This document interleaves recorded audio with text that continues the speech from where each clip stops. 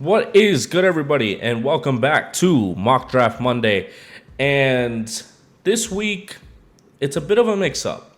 It is a bit of a mix-up because I have something in mind just because I have seen some news that the Raiders have been given permission in terms of Antonio Peirce has been given permission by Mark Davis to trade up and try to get that quarterback in Jaden Daniels to help that team. And I'm sure it's with anything but Devontae Adams because they want to help Devontae Adams. Now, the situation is what would they give up? It's probably going to be a shit ton of picks. But to first start off, I think this is the consensus 1 and 2. I think it has been for the past year. I don't think it's changed. I don't think it's going to change. I think Caleb Williams is going to go first to the Chicago Bears. They traded Justin Fields. It was basically already in the cards beforehand, and now they're definitely going with Caleb Williams. Like I've said previously, has very minor things to work on. Maybe decision-making is something that he really does need to work on. But I think once you get to the NFL level, you start to take things a little bit more seriously in terms of each possession, in terms of each pass, in terms of each decision of getting out of the pocket. Caleb Williams, I think, will mature in that aspect. I don't know about his personal life, but in that aspect, for sure, I think he's going to get better at. And people are going to be mad that he's going to be as good as he is because I think he's going to be great. Drake May is a bit more on the low-key side, though, and once again, a Josh Allen type of quarterback. I don't see any other circumstance for the Washington Commanders. I don't think it's smart to go any other route but Drake May. I think he's a for sure at least top 15, could be top 10 QB by next year. I mean, it could pan out. This could be a CJ Stroud situation that Drake May ends up being better than Caleb Williams next year. It just depends on how good Drake May's plays are called. With Cliff Kingsbury there now, they can figure it out. He has a hell of a deep pass, needs to be able to hit the easier targets, but I think that just takes practice and also chemistry with your players. He's been going in and out with different receivers in North Carolina, and the most recent ones were not great at all. Now we get to the third overall pick. And yes, the Patriots should go with QB because they need it. They do need it. But there's also another spot that they can get that and get a shit ton of picks in the process. I'm thinking 13. I'm thinking a first. I'm thinking another first after that. I can't give that. Devontae Adams is out of the question. I don't even think anybody on defense is going to be possible. But I definitely do think that it's going to be a lot of picks. And I think it's definitely, we'll include the second for 2025. And we'll include this second. And then we'll do the first overall pick next year. That might be an overhaul. But that's what's gonna take to get that last good QB prospect in terms of for sure, I would say, in Jaden Daniels.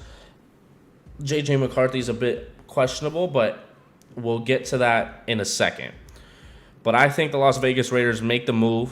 I think a lot of people would be surprised that the Patriots would trade down after getting this opportunity at the third overall pick. But they can take another year and get some good picks out of this for this year and next year, and get their QB next year possibly, or even the year after that. I don't think the Patriots are in any rush, and I know that some of my Patriots fans in my channel are not going to like this, but you have a lot of options. The Raiders can give you a lot of picks, and they would give you an overhaul, like a Panthers type of overhaul, even just for the third overall pick. They would act like it's the first, and I think the Raiders would be able to do that. And I think the Patriots would accept it if it has enough picks involved. So we're going to go ahead and force that trade and have the Raiders at the number 3 spot and take Jaden Daniels, the Heisman winner out of LSU, who performed tremendously in some of the biggest games that he could have. And even throughout the season, he was just tremendous. I mean, I don't think you want another QB other than that leading the Las Vegas Raiders With Devontae Adams at wide receiver as well, he can help him a lot. Jacoby Myers is a very good wide receiver too as well. I don't think he was fit for wide receiver 1 on the Patriots, but wide receiver 2 next to Devontae Adams is very good. You got another young prospect in Michael Mayer to help him out. Both very young guys. You got a stifling defense now that they got Christian Wilkins, and it sucks to be a Dolphins fan and know that Christian Wilkins is on the Raiders because that front line is insane on that defense. But if they're able to get that 3rd overall pick to get Jaden Daniels after these first 2, because I feel like this is going to be the first 2, they might wait till draft day to be able to have that full conversation with the Patriots that they would go and give them all the picks possible to be able to get it. I think the Patriots will take it. And I think they will take the opportunity, especially with a new coach. He wants to have as many picks as possible, and I wouldn't blame him because this is the opportunity to do it with the 3rd overall pick. And they might even get the 1st overall pick next year. Who knows? We don't know what the records are going to be by next year. I don't think they really did much of any signing of such magnitude, I would say. Kyle Duggar did get re-signed. But that's really about it. I think Jaden Daniels is going to be a great fit for the Raiders. 99 deep grade. He can heat that thing up to Devontae Adams, and he will go get it. And his rushing ability is going to give a whole new aspect to that Raiders offense, and Antonio Peirce is going to have himself a day. And I'm pretty sure they played, like, he coached Jaden Daniels at one point. If I'm not mistaken, I think so. And we're going to have Jaden Daniels going there without any more talking. The Cardinals, a lot of people have them trading down for some reason. I'm not sure why. I think they should just chill. I think they should just stay here. They already have another 1st-round pick in this. Unless you get an absolute overhaul from somebody trying to get Marvin Harrison, I take Marvin Harrison immediately as a Cardinals player or as a Cardinals GM. Marvin Harrison Jr. is just one of those prospects that you haven't seen in a while. To be quite honest with you, he's just unmatched. Malik Neighbors might be up there with him. He might even be better at the start. But Marvin Harrison's career is going to be long, and it's going to be a fun one. And it's almost going to be like his father's career. We haven't seen a type of prospect of Marvin Harrison's magnitude in a very long time, and I'm excited to see how he plays with Kyler Murray because Kyler Murray is going to trust him because that's going to be his wide receiver 1. Rondale Moore's gone. Hollywood Brown's gone. There's really not anybody else to trust to the level that he can trust Marvin Harrison to go up and get the ball. Yes, Michael Wilson is still there. I don't think he's a wide receiver 1. Maybe wide receiver 2. But it's going to be a very young group in that Cardinals offense, and I'm excited for them. Hopefully they get a halfback for the future, some linemen. They do need some of that. Marvin Harrison, though, is going to be going to the Arizona Cardinals. And now the Chargers are on the board. And a lot of people are saying maybe even Joe Alt could be going here. I still am strongly believing that they should trade down at this spot. Since there's such uncertainty, it's a tough pick, to be quite honest with you. But this might even be a spot that the Vikings trade up, like I've already put in a previous video, meaning the last video. And that might be what I go with. I still think it's going to be a good haul. The 23rd pick, they might even give up the next year's pick to get J.J. McCarthy. But maybe they'll do a 3rd next year. The 2 first, that gives the Chargers 2 picks, and we'll pick accordingly with that. And I just completely forgot to send the 5th overall pick to them. So we're going to do that because I'm slow. And the Minnesota Vikings are going to take their QB of what they think is going to be the QB of the future, J.J. McCarthy. I think he's been getting a little bit too much hype. I liked him at Michigan, but I don't think he was ever a top 5 prospect. I thought he was top 20 in terms of being in the 1st round. I thought he was definitely above these guys and Bo Nix, Michael Penix, and Spencer Rattler. Definitely Spencer Rattler. I just think he's a little bit too much of a system quarterback. I hope he proves me wrong, but he seems a little bit of a cookie cutter type of quarterback. Yes, he's going to be able to get you the 1st down or a big play if you need it because he's going to risk his body for it. But why would you need to get in that position in the first place when he should be able to get the ball downfield effectively? I don't know. But J.J. McCarthy, not the type of guy that I would be trading up for. I would even just wait for somebody to drop to you at the 11th overall pick, like Bo Nix or something. Maybe even not even get Bo Nix there, but wait till the second round to get Michael Penix. Spencer Rattler has always been a received scout or well received player. I think he's always been good.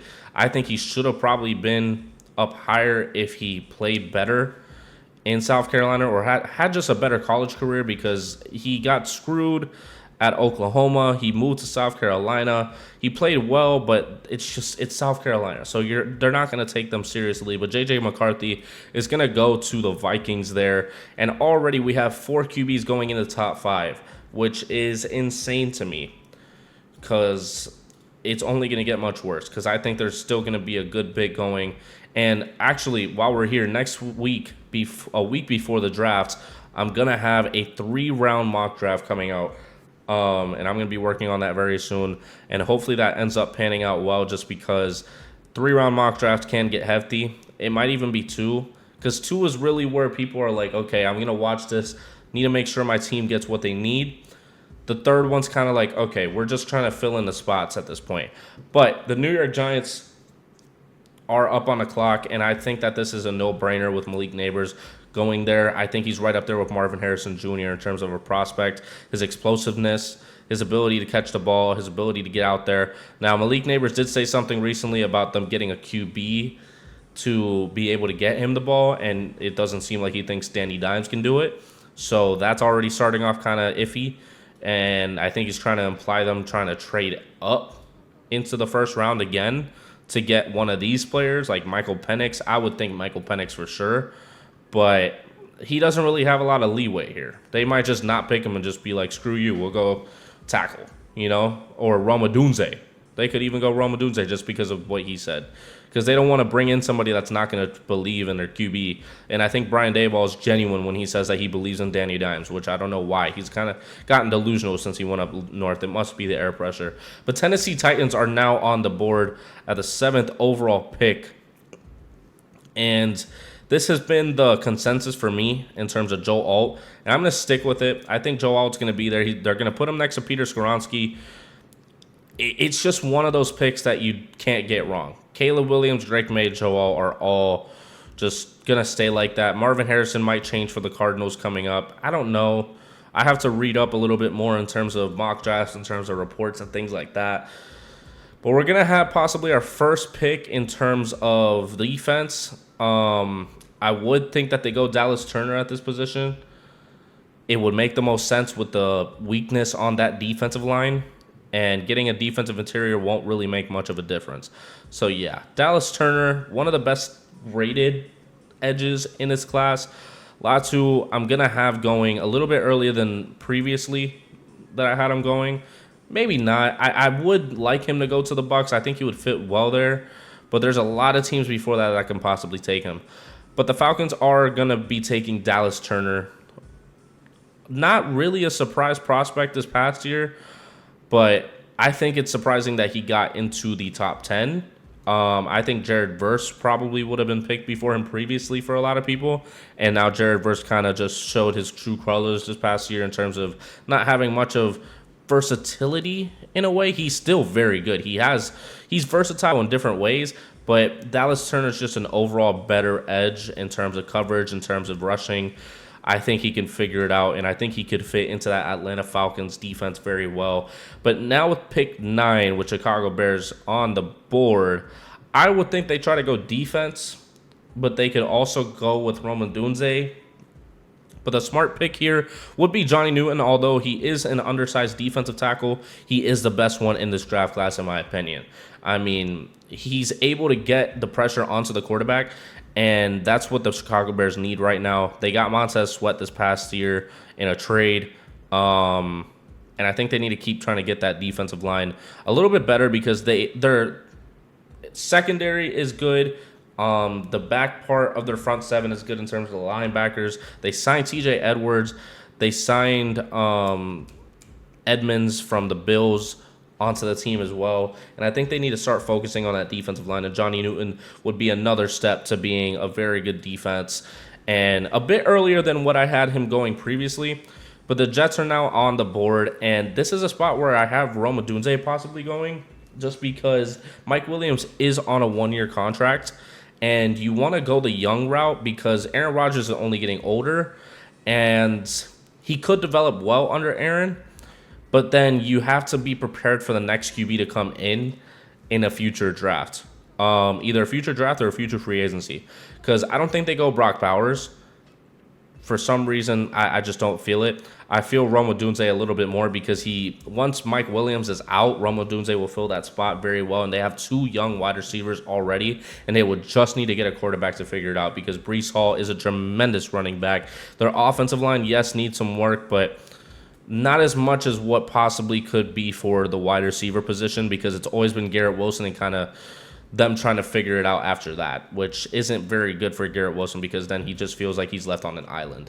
But Rome Odunze from Washington, a very talented wide receiver, a wide receiver that can go get it, and I think Aaron Rodgers would help him develop very well. He seems to be more and more of a captain every day, but the Los Angeles Chargers are now on the clock, and their player that they possibly would have taken at the 5th pick, but they got some value out of it, is still here in Brock Bowers, which is the guy that I really have them taking no matter what. I think he's one of the best tight ends we've ever seen in terms of out of the draft. Hopefully he ends up panning out, and I think Justin Herbert's going to pass to him a lot, especially because of the fact that Keenan Allen's gone, Mike Williams is gone. You don't really have much of a wide receiver room. You have Joshua Palmer, Quentin Johnston. Brock Bowers can be that Travis Kelce to Justin Herbert, that Travis Kelce is to Patrick Mahomes.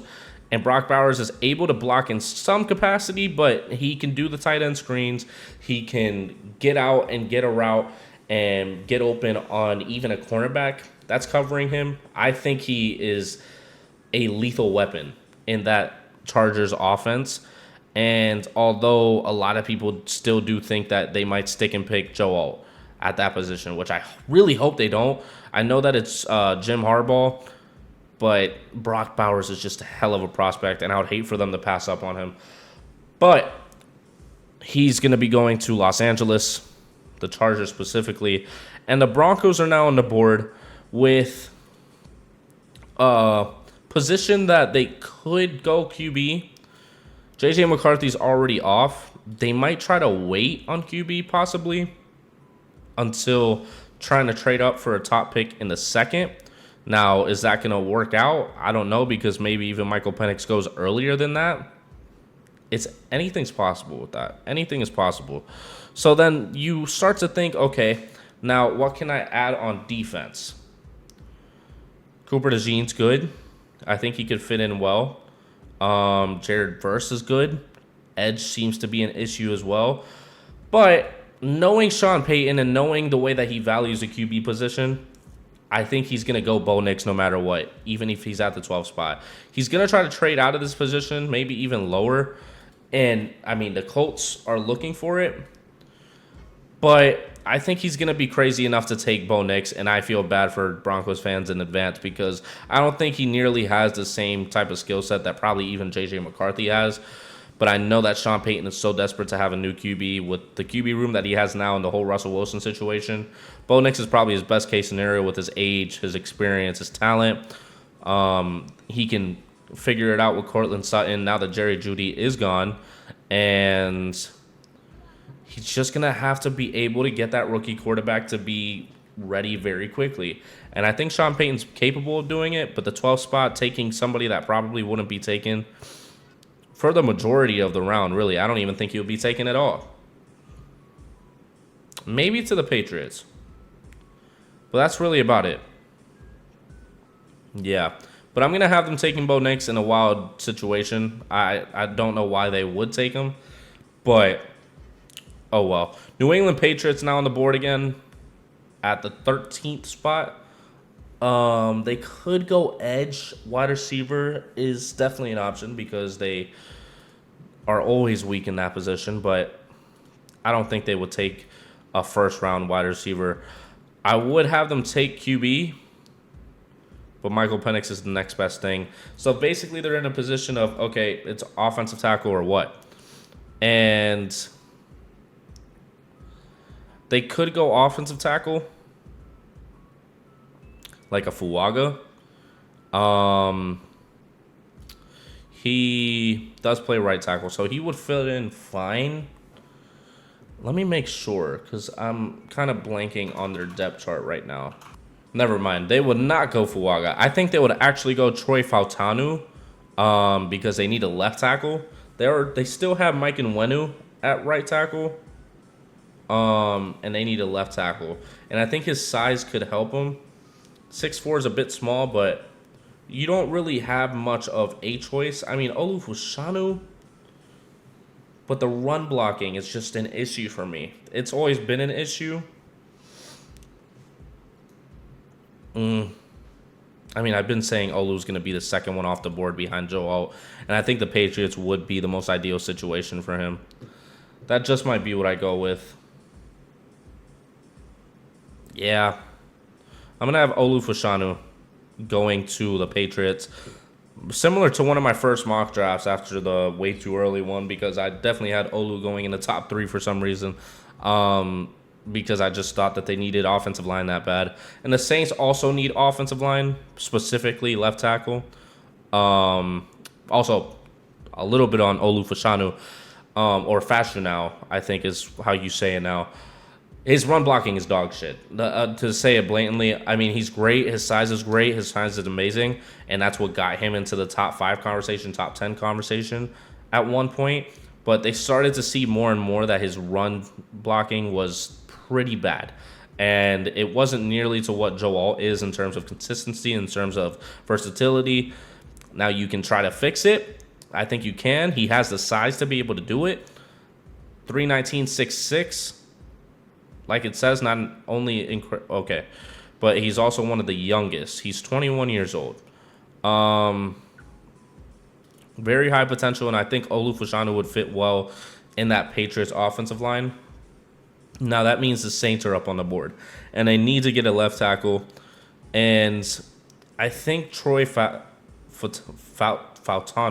I just can't speak. I can't speak. Troy Fautanu is definitely going to be that man to fill in that spot, because now that Olufushanu's gone, the Saints were going to be looking at him, but they're not going to be able to get him. So Troy is going to be going to the Saints, developing probably well next to Ryan Ramczyk on the other side of that line. A very good offensive line in the New Orleans Saints front. Troy Fautanu was known for basically helping the hell out of Michael Penix and supporting, I think, not his blind side. It wasn't his blind side, but one of his better blockers in a very bad offensive line that they had. But you always saw Troy Fautanu with somebody in front of him. Indianapolis Colts, though, a team that I keep having take Quinyon Mitchell. Like the next 3 picks are basically set in stone in terms of what I've thought, which is Quinyon Mitchell, Jared Verse for the Seahawks. It just makes too much sense. And Terrion Arnold, who a lot of people think is the CB1. Quinyon Mitchell just fits the Colts scheme in terms of being athletic, having the size, just being able to get the ball or get to the ball. And I think he's very talented as is, and helping that Colts defense would help even more. And I just don't see them going wide receiver. It's definitely defensive back, and I think I think Quinyon Mitchell is probably their best case scenario. In terms of potential, in terms of ceiling, his floor, I'm not sure about, but his ceiling is pretty high with his athleticism and his ability to get to the ball. Out of Toledo, though, that's a risk to take, but I would take the risk if I'm the Colts GM. The Seattle Seahawks are on the clock, and guard, center, edge, linebacker, safety. We don't really have to spend a lot of time on this one. I still am going to have Jared Verse going to this team. I just don't see another way in terms of that. I think a lot of teams are going to be going defense in this draft since it's so stacked, and they can really get tackle or guard in any draft, specifically tackle, or a undersized tackle and move them to guard, which seems to be a trend in this one as well.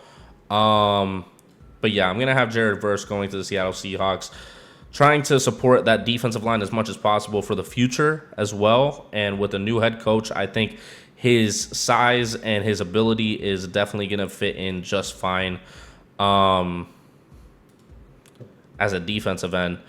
Like it says, he doesn't have the longest arms, but I think he'll be able to be just fine. It shows up in pass rush counters and in tackling, but he brings his hard hat and lunch pail to every snap. So he's very passionate, and I think a Seahawks defense and a resurgence in the Legion of Boom would be in order if Jared Verse joins the team, and with the passion that he has, and a lot of those players like Devin Witherspoon and Tariq Woolen have, you can continue to add to that young defense, and Jared Verse would just help as much as he can. And the Jacksonville Jaguars releasing a lot of cornerbacks already showed the telltale signs that they were going for cornerback for sure. And I would have Terrion Arnold going. Cooper DeJean might go a little bit higher than what he usually goes with. I'm kind of thinking the Steelers area, although tackle might be the way they go, but they don't really have much of any choices at that point. But yeah, Terrion Arnold, a lot of people CB1s. I think he's very talented. I think he's your for sure cornerback. I think you can trust him to be a good prospect, a good player, at least at bare minimum a CB2. But his ceiling can get up there. It definitely can. Isn't the most polished in this class, but his high percentile athletic abilities give him as high of a ceiling as possible. And his floor isn't that low. It isn't. And I think that gives the Jaguars a terms of a feeling of security when they're getting him, because they had to deal with a lot of older cornerbacks with the defensive coordinator that they had. And now they can move to a new era and try to help Tyson Campbell as much as possible. Terrion Arnold joining that team. Now the Cincinnati Bengals are now on the clock, and Talise Fuaga has already fallen this far. It can go either way in terms of Talise Fuaga being the first off the board after Joe Alt, or him being one of the last ones, really. I mean, we're at a point that's going to be J.C. Latham, Amarius Mims, and Graham Barton. And Talise Fuaga, I think he will fit just fine in that Bengals offensive line. I mean, right tackle could go on the opposite side of Orlando Brown wherever he decides to go, but I think Talise Fuaga has the passion, he has the ability, and he has the go-get mentality to be able to block whoever is across from him. Although size does seem to be an issue at points. I think his kickback step needs a little bit of work in terms of getting off the ball, but that's just NFL type of training that he's going to be getting. So Talise Fuaga going to the Cincinnati Bengals. The LA Rams are now on the clock and could take Cooper DeJean, versatile player at that. This is an interesting spot just because there's so many different ways to go about it for them. And, I mean, you could just replace Aaron Donald just because of his retiring, and I think that's what I did in the past one. Byron Murphy is just... He's basically almost at the same level as Johnny Newton or Jazon Newton. And I think he can fit in just fine in that LA Rams defensive line. And the LA Rams defensive line needs help.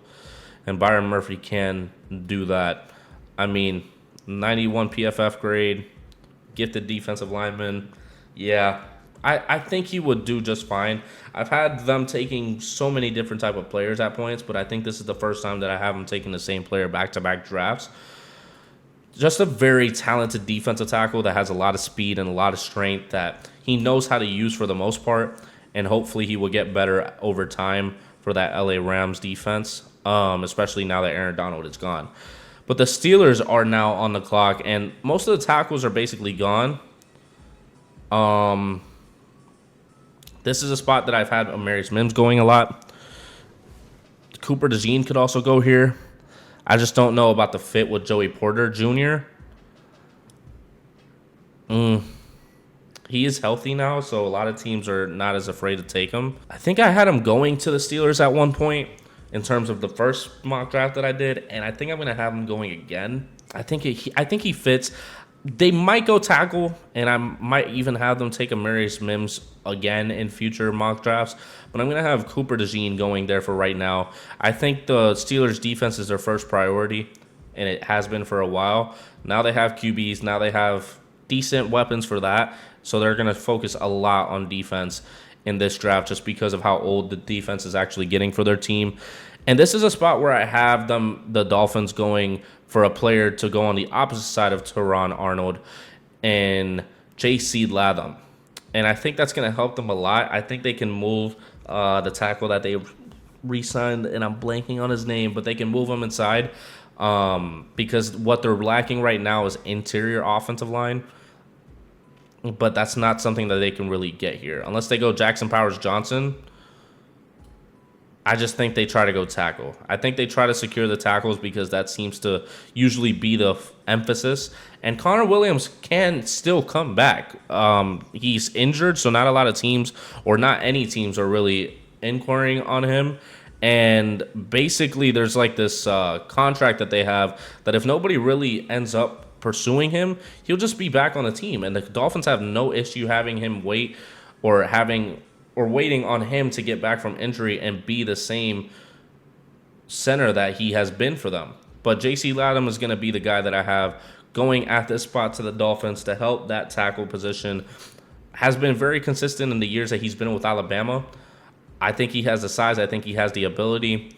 At 6'6", 335, and he's young, that'll be very good. He drew 18 penalties over the past 2 years. So that kind of adds to the Dolphin situation in terms of what they had to deal with last year with Liam Eichenberg and the amount of penalties that he would get whenever he was on the line. Hopefully that changes this year because the penalties were outrageous. We would have some big plays, and he just screwed it all up. I mean, the offensive line would just screw it all up. It wasn't even his fault alone. But now we are here in this spot, and I think that the Eagles are going to go cornerback no matter what. It's just the best one that's available, and Nate Wiggins is the best one available, although he is kind of tiny because they said that it's 185, but he's really 173. But he does have the same type of athleticism as a lot of these other guys. He just needs to add some weight onto him, and that is my only concern with Nate Wiggins. I think he has the ability. I think he has the tenacity to do it, but he just needs to add weight. He's a little light for this league that we have right now. That's a lot of strong wide receivers and not a lot of lengthy ones anymore. Like DK Metcalf, if you put him across DK Metcalf, he's not going to hold his own. I'm sorry, but DK is going to go straight through him. But I think they take the risk because James Bradbury just gets exposed basically every snap that they have, and that defense is not as good as it once was in terms of their Super Bowl season. I think Darius Slay is still going to be good, but Nate Wiggins is going to fill in that spot for James Bradbury come next season and hopefully help out that defense even more. And the Chargers, with their second pick that they got from that trade with the Minnesota Vikings, gives us an opportunity to go with tackle possibly, like they probably would have wanted to. Or they could go defense because they could just start trying to replace their guys that they have. Running back, wide receiver. Wide receiver isn't really something that they should go with here. Brian Thomas wouldn't be bad if they're able to get him. I just don't know if they go for that. I mean, I don't even think they should really go with offensive line. I think their offensive line is great as is. Tight end they got. Running back they can't really get right now. Cornerback, Kool-Aid McKinstry. I mean, I think the real pick here. But do they try to replace Khalil Mack? Latu could just be staying in LA. We'll go Brian Thomas Jr. for right now. I think they're going to try to have a resurgence in terms of new offensive weapons. Brian Thomas could be a wide receiver one. I kind of stayed away from that just because of the fact of they went wide receiver in the first round last year. They don't really need to go for that again. Cornerback would be a lot better, and Kool-Aid McKinstry is very talented as is. He was supposed to be top 5 at one point. Yeah, we'll go Kool-Aid. He's a very smart corner, and I think he can definitely help that defense even more. It was between Latu and Kool-Aid at one point for me, but I'm going to have Kool-Aid McKinstry going there to help that cornerback room. I think Asante Samuel is really the only significant one in there, and they really need to help that secondary as much as possible. But the Dallas Cowboys are now on the clock. Jesus, wow, I could not speak for a second. A lot of situations going on with Zach Martin possibly leaving next year.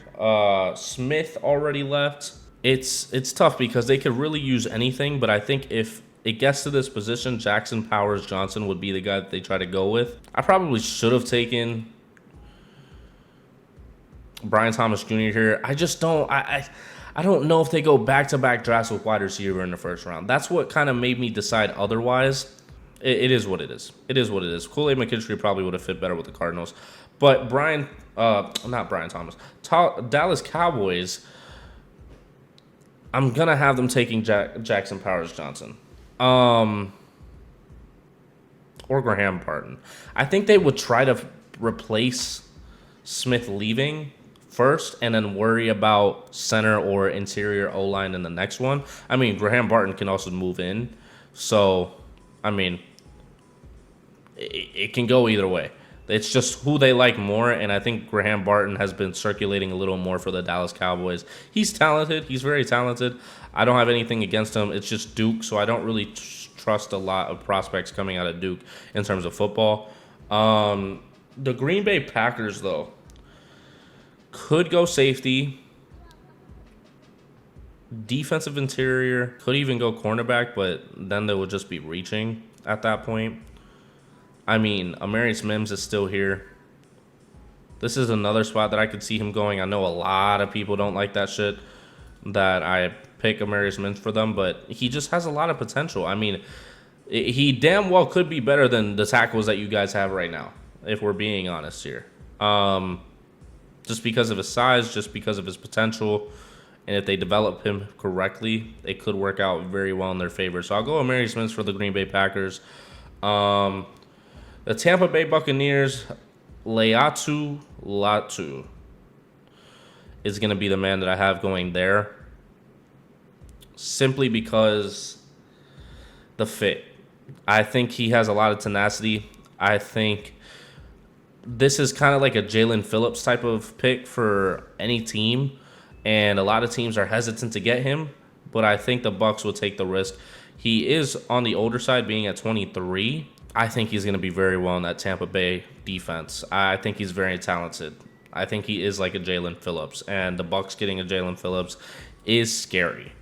But the Cardinals are now on the clock after picking Marvin Harrison Jr. at the first pick, or their first overall pick. And I think this is where I'm going to have Jackson Powers Johnson stopping the fall, simply because the interior O-line that they have right now is not too great. And I think that wherever they need Jackson Powers Johnson, they'll be able to put him. The Cardinals just need a younger O-line, if we're being blatantly honest. But Jackson Powers Johnson is the man to fit that role. With the Bills having Brian Thomas Jr. fall to their lap, basically, if it wasn't going to be Brian Thomas Jr., I was not going to have an issue taking Adonai Mitchell for them. I just kind of went back and forth on Kool-Aid McKinstry and Brian Thomas. For some reason, I thought Kool-Aid was going to be a lot better for them. At least for this one. Brian Thomas might not even fall to the Bills in future drafts. But this one he is, and I think he could very well be the wide receiver one for the Bills for at least the next year. Now that Stephon Diggs is gone. And that gives them the opportunity to pass him the ball a lot and for Josh Allen to rely on him a lot. And a lot of receivers are able to thrive off of that when their QB is able to trust them. And the Detroit Lions, also a little bit about Brian Thomas Jr. Long strides, more of the physical type, I would say, not like a explosive type of player like Malik Neighbors, because that's what kind of separates them at the moment. I think he's able to find the spots that he needs to, and his route running is tremendous, and I think that would help the Bills a lot. Since Khalil Shakir is kind of like the speed one that can get to the spot when as quick as possible, and Brian Thomas Jr. is just a man that you can throw to him and he will get it. Detroit Lions, though, Guard, center, edge, cornerback. Zach Frazier is a position of depth for them. I really don't see something that would be of any significance at this position for them. Well, Chop Robinson, possibly. I might have Chop Robinson going there. Just for developmental reasons. Basically a pure speed rusher, but if he's playing next to Aiden Hutchinson, I think Aiden Hutchinson could help him out in terms of getting more of a repertoire. And at this point, they're kind of just trying to get something that's more of a depth position, you know?